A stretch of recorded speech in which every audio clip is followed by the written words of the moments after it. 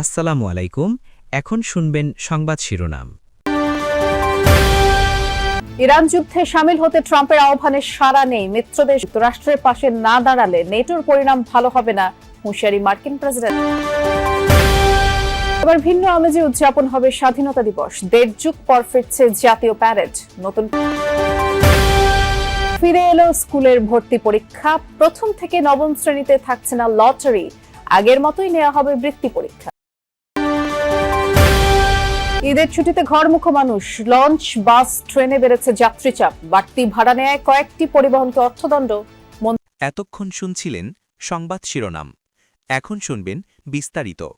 ইরানের বিরুদ্ধে যুদ্ধে সরাসরি নেটোর সহায়তা চাইলেন মার্কিন প্রেসিডেন্ট ডোনাল্ড ট্রাম্প। মিত্ররা যুক্তরাষ্ট্রের পাশে না দাঁড়ালে নেটোর পরিণাম ভালো হবে না বলেও হুঁশিয়ারি দেন। ফিনান্সিয়াল টাইমসকে দেয়া সাক্ষাৎকারে সামরিক এই জোটকে একমুখী রাস্তা আখ্যা দেন ক্ষুব্ধ ট্রাম্প। কি ধরনের সহায়তা চান জানতে চাইলে মার্কিন প্রেসিডেন্ট বলেন, যা যা প্রয়োজন তাই তিনি চান। বলেন, হরমুজ প্রণালী খুলতে সহায়তায় ব্যর্থ হলে তার নেটোর ভবিষ্যতের জন্য খারাপ ফল বয়ে আনবে। আর ঘনিষ্ঠ মিত্র যুক্তরাজ্যের অবস্থান নিয়েও হতাশা জানান। বলেন, ব্রিটিশ প্রশাসনকে ডাকলেও এগিয়ে আসেনি। যখন বিপদ কেটে গেছে তখন দুটি যুদ্ধ জাহাজ পাঠাতে চেয়েছে। ইউক্রেন যুদ্ধে যুক্তরাষ্ট্রের ভূমিকাও মনে করিয়ে দেন ট্রাম্প। বলেন, হাজার হাজার মাইল দূর থেকেও সহায়তা। ইরানের বিরুদ্ধে যুদ্ধে সরাসরি নেটোর সহায়তা চাইলেন মার্কিন প্রেসিডেন্ট ডোনাল্ড ট্রাম্প। মিত্ররা যুক্তরাষ্ট্রের পাশে না দাঁড়ালে নেটোর পরিণাম ভালো হবে না বলেও হুঁশিয়ারি দেন। ফিনান্সিয়াল টাইমসকে দেয়া সাক্ষাৎকারে সামরিক এই জোটকে একমুখী রাস্তা আখ্যা দেন ক্ষুব্ধ ট্রাম্প। কি ধরনের সহায়তা চান জানতে চাইলে মার্কিন প্রেসিডেন্ট বলেন, যা যা প্রয়োজন তাই তিনি চান। বলেন, হরমুজ প্রণালী খুলতে সহায়তায় ব্যর্থ হলে তার নেটোর ভবিষ্যতের জন্য খারাপ ফল বয়ে আনবে। আর ঘনিষ্ঠ মিত্র যুক্তরাজ্যের অবস্থান নিয়েও হতাশা জানান। বলেন, ব্রিটিশ প্রশাসনকে ডাকলেও এগিয়ে আসেনি। যখন বিপদ কেটে গেছে তখন দুটি যুদ্ধ জাহাজ পাঠাতে চেয়েছে। ইউক্রেন যুদ্ধে যুক্তরাষ্ট্রের ভূমিকাও মনে করিয়ে দেন ট্রাম্প। বলেন, হাজার হাজার মাইল দূর থেকেও সহায়তা করেছে। ইরানের বিরুদ্ধে যুদ্ধে সরাসরি নেটোর সহায়তা চাইলেন মার্কিন প্রেসিডেন্ট ডোনাল্ড ট্রাম্প। মিত্ররা যুক্তরাষ্ট্রের পাশে না দাঁড়ালে নেটোর পরিণাম ভালো হবে না বলেও হুঁশিয়ারি দেন। ফিনান্সিয়াল টাইমসকে দেয়া সাক্ষাৎকারে সামরিক এই জোটকে একমুখী রাস্তা আখ্যা দেন ক্ষুব্ধ ট্রাম্প। কি ধরনের সহায়তা চান জানতে চাইলে মার্কিন প্রেসিডেন্ট বলেন, যা যা প্রয়োজন তাই তিনি চান। বলেন, হরমুজ প্রণালী খুলতে সহায়তায় ব্যর্থ হলে তার নেটোর ভবিষ্যতের জন্য খারাপ ফল বয়ে আনবে। আর ঘনিষ্ঠ মিত্র যুক্তরাজ্যের অবস্থান নিয়েও হতাশা জানান। বলেন, ব্রিটিশ প্রশাসনকে ডাকলেও এগিয়ে আসেনি। যখন বিপদ কেটে গেছে তখন দুটি যুদ্ধ জাহাজ পাঠাতে চেয়েছে। ইউক্রেন যুদ্ধে যুক্তরাষ্ট্রের ভূমিকাও মনে করিয়ে দেন ট্রাম্প। বলেন, হাজার হাজার মাইল দূর থেকেও সহায়তা করেছে। ইরানের বিরুদ্ধে যুদ্ধে সরাসরি নেটোর সহায়তা চাইলেন মার্কিন প্রেসিডেন্ট ডোনাল্ড ট্রাম্প। মিত্ররা যুক্তরাষ্ট্রের পাশে না দাঁড়ালে নেটোর পরিণাম ভালো হবে না বলেও হুঁশিয়ারি দেন। ফিনান্সিয়াল টাইমসকে দেয়া সাক্ষাৎকারে সামরিক এই জোটকে একমুখী রাস্তা আখ্যা দেন ক্ষুব্ধ ট্রাম্প। কি ধরনের সহায়তা চান জানতে চাইলে মার্কিন প্রেসিডেন্ট বলেন, যা যা প্রয়োজন তাই তিনি চান। বলেন, হরমুজ প্রণালী খুলতে সহায়তায় ব্যর্থ হলে তার নেটোর ভবিষ্যতের জন্য খারাপ ফল বয়ে আনবে। আর ঘনিষ্ঠ মিত্র যুক্তরাজ্যের অবস্থান নিয়েও হতাশা জানান। বলেন, ব্রিটিশ প্রশাসনকে ডাকলেও এগিয়ে আসেনি। যখন বিপদ কেটে গেছে তখন দুটি যুদ্ধ জাহাজ পাঠাতে চেয়েছে। ইউক্রেন যুদ্ধে যুক্তরাষ্ট্রের ভূমিকাও মনে করিয়ে দেন ট্রাম্প। বলেন, হাজার হাজার মাইল দূর থেকেও সহায়তা করেছে। 18 বছর পর স্বাধীনতা দিবসের আনুষ্ঠানিকতায় ফের যুক্ত হচ্ছে কুচকাওয়াজ। গত কয়েক বছর শুধু বিজয় দিবস প্যারেড হয়ে আসছে, সেটাও 2024 সাল থেকে বন্ধ। তাই এবার ভিন্ন আবহে উদযাপনের প্রস্তুতি নেওয়া হচ্ছে জাতীয় এই দিবস। নতুন প্রজন্মকে সামরিক সক্ষমতার জানান দেয়াই লক্ষ্য, জানান আয়োজকরা। ছন্দবদ্ধ পায়ের সম্মুখে এই দৃপ্ত যাত্রা, মুষ্টিবদ্ধ হাত তাল মিলিয়ে চলছে প্রত্যয়ী শপথে। জাতীয় প্যারেড গ্রাউন্ডে 18 বছর পর মহান স্বাধীনতা দিবসের কুচকাওয়াজের প্রস্তুতি। প্যারেডে এবছর কমান্ডার হিসেবে দায়িত্ব পালন করবেন 9 পদাতিক ডিভিশন এবং Savar area commander major general SM Asadul হক।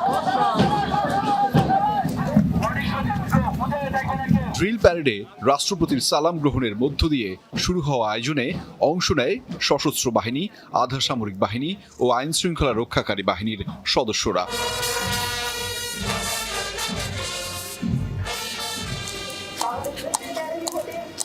প্যারেড কমান্ডার ঘোড়ায় চড়ে গ্রাউন্ডে প্রবেশ করলে শুরু হয় কুচকাওয়াজের মূল পর্ব। রাষ্ট্রপতি মঞ্চে অবস্থান নিলে একে একে সালাম জানায় অংশগ্রহণকারী বাহিনীগুলো। এবারের আনুষ্ঠানিকতায় যুক্ত হবে সেনাবাহিনীর সাজোয়া, east Bengal, Bangladesh infantry regiment, artillery, air defence, engineers, signals ও সামরিক পুলিশ বাহিনীর কন্টিনজেন্ট। বাংলার আকাশ রাখিব মুক্ত, এই প্রতিবাদে প্যারেডে অংশ নেবে বাংলাদেশ বিমান বাহিনীর সদস্যরা। থাকছে আকাশ থেকে মাটিতে প্যারাট্রুপারদের অবতরণ, আকাশ প্রতিরক্ষার সক্ষমতা ও নান্দনিক প্রদর্শনীর বিশাল অংশ থাকবে বিমান বাহিনীর অ্যারোবেটিক প্রদর্শনীতে। MiG-29 রাষ্ট্রপতি। সরকারি ও বেসরকারি স্কুলের প্রথম থেকে নবম শ্রেণী পর্যন্ত ভর্তি পরীক্ষায় আর লটারি পদ্ধতি থাকছে না।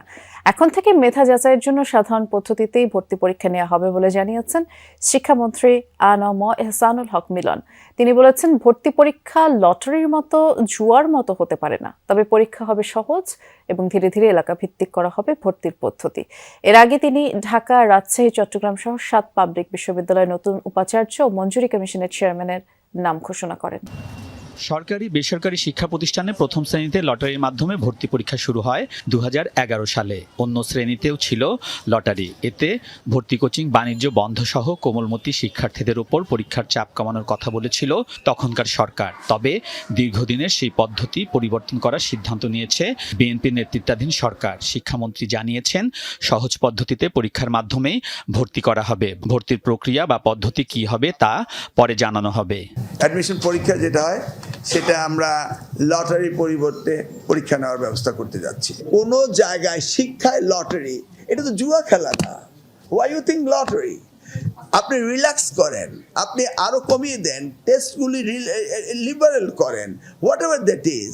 আপনি লটারি, যেই ছেলেটি কম্পিটিটিভনেসে আসতে পারে বা আসতে পারে না, তাকে সেই সুযোগটা দেন। খুবই সিম্পল ওয়েতে আমরা এক্সাম নিব, এমন কোনো প্রতিযোগিতা আনবো না যেটা ক্লাস 1-এর জন্য প্রযোজ্য নয়।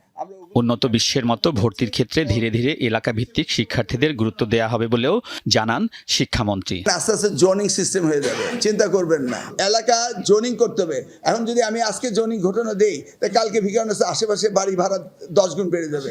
You C. ঈদযাত্রা নির্বিঘ্ন হচ্ছে কিনা তা দেখতে সকালে মহাখালী বাস টার্মিনাল পরিদর্শন করেছেন সড়ক পরিবহন ও সেতু মন্ত্রী শেখ রবিউল আলম। এ সময় তিনি বলেন, আগামী 2 দিনে 1.5 কোটি মানুষ ঢাকা ছাড়বে, তাই বাড়তি চাপ মোকাবেলায় সক্ষমতার নির্ধারিত টাকার চেয়ে 1 টাকা ভাড়া নেওয়ার কোনো সুযোগ নেই। মোবাইল কোর্ট এখানে আছে, যে কোনো যাত্রী কমপ্লেন করলে তাৎক্ষণিক ব্যবস্থা নেওয়া হবে এবং আমরা 24 ঘন্টা তৎপর আছি। 24 ঘন্টা। গতকাল রাত থেকে নিশ্চিত করা হয়েছে গণপরিবহনে পর্যাপ্ত তেল সরবরাহ করা হবে। তেলের দাম বাড়ছে না, তা আমি আগেও আপনাদেরকে জ্ঞাত করে। পবিত্র শবে কদরের মহিমান্বিত রাতের খোঁজে ধর্মপ্রাণ মুসলমানরা। ধর্মীয় বিশ্বাস মতে এই রাত হাজার মাসের চেয়ে উত্তম। মানবজাতির হেদায়েতের জন্য এই রাতেই মহান আল্লাহ রাব্বুল আলামিন পবিত্র কুরআন নাজিল করেন। তাই ধর্মপ্রাণ মুসলমানদের মাঝে দেখা যায় বাড়তি ধর্মীয় অনুশীলন, ইবাদত বন্দেগী। শবে কদর উপলক্ষে বিভিন্ন মসজিদে নামাজ,